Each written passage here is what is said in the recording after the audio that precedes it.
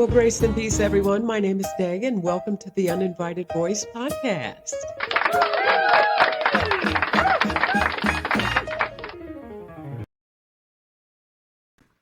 Well, grace and peace, everyone. It is December the 17th, 2025, and we have to take a look at this video posted by Bishop Wooden. Now, normally I'm a big fan of Bishop Wooden, despite being unchurched, but nonetheless, we're going to look at it. Take a look. This is me, the sinners out there, the sinners, the unchurched, trying to tell the church what to do, what these churches ought to be doing, and these churches, shut up, you whoremonger, you can't tell us what to do, you don't even attend the church. I'm not hearing anybody who is not a member of a church, you don't attend the church, shut up, devil. I feel like Fred.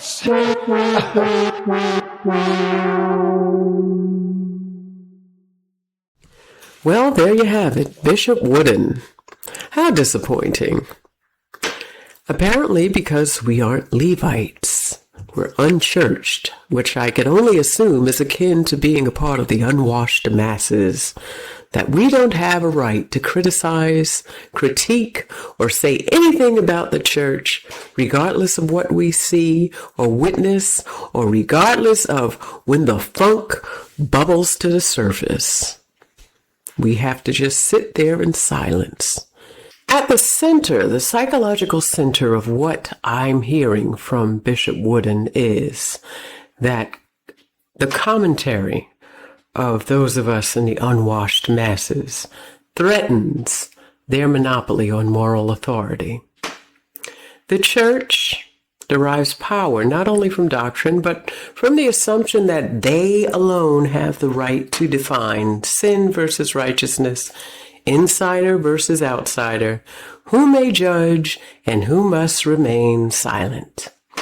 So when one of us unchurched, former members, bloggers, women, lay people speaks accurately without institutional wrongdoing, it creates a legitimacy crisis. So the response is not engagement with facts. It is a boundary enforcement. And that's what you saw him doing, a boundary enforcement. So they weaponize our status as unchurched people. Psychologically, this is credential invalidation. In other words, you have no credentials. They're not saying that what we're saying about them is false. They're saying you lack the standing to speak. In other words, you have to have some kind of standing, be a part of a caste in order to speak. And all that does for them is allows them to avoid addressing any type of misconduct, preserve their hierarchy, and silence accountability without refuting what you're saying. This is the same tactic used in abusive families. You don't live here anymore. What do you have to say about it? Authoritarian states, you're not loyal. Cultic systems, you're backslidden.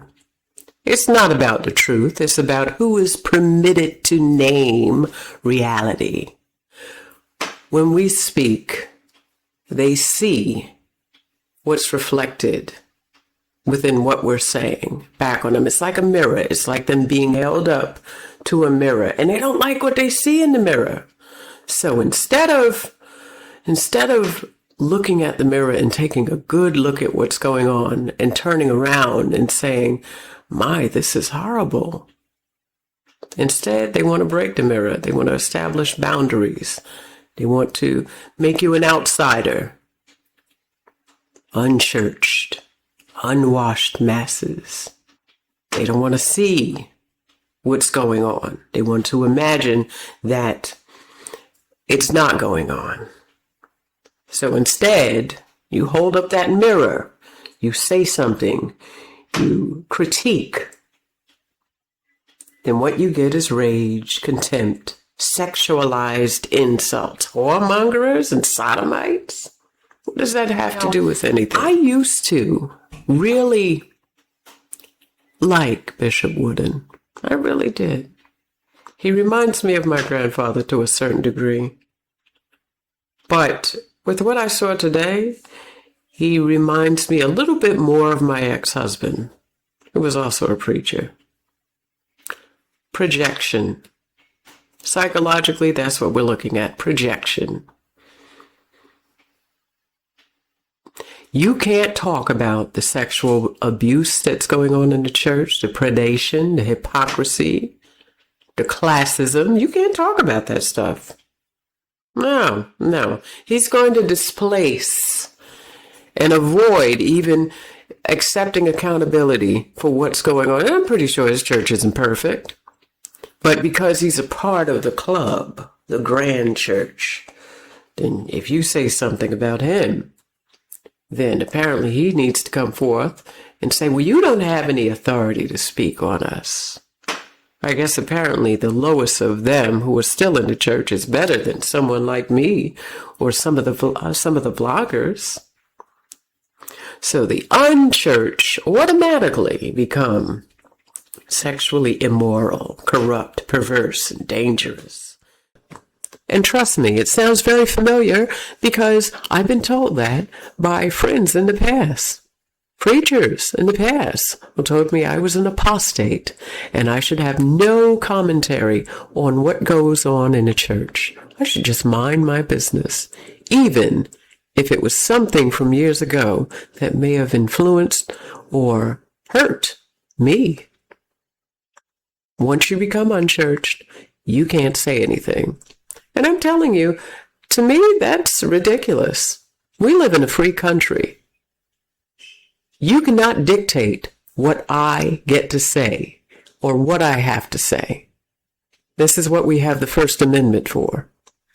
And I would advise anyone who has heard that message, and if you've made commentary or critique about the church or the Church of God in Christ, go ahead and exercise your First Amendment right. I also find it very ironic that his channel, his YouTube channel, is called the God First channel, a spinoff of America First, which is the conservative movement. Conservatives are hell-bent on free speech. So for someone who, although he doesn't identify as conservative, he has a lot of conservative talking points. And he speaks freely about every and anything in his church, but when it comes to things pertaining to the church, he feels as if we don't have the First Amendment right. How ironic. God first, America first, but no First Amendment rights. Because after all, they're Levites and we're just mere Reubenites, farmers, meant to till the land and be quiet. Okay, that's all I have to say about this. Ciao, ciao, and have a great day.